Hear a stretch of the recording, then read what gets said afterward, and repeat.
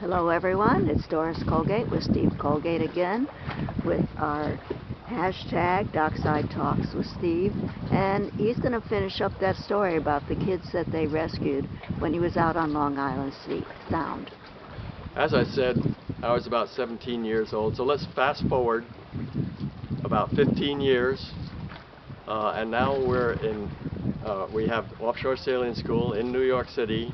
We have a classroom in New York City. We need a model that I can use in the classroom. So I put an ad in the New York Times for a model of a Soling class sailboat. That's what the boat's Olympic class that we were using for teaching at the time.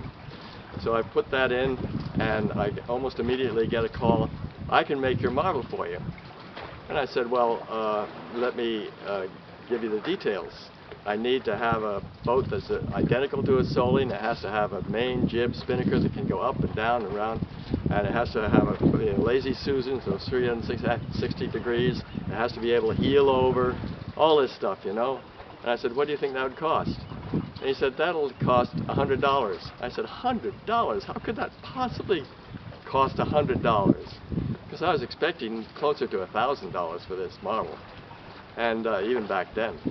And he said, well, I owe you one. I said, what do you mean you owe me one? Remember those two kids that you picked up in Long Island Sound?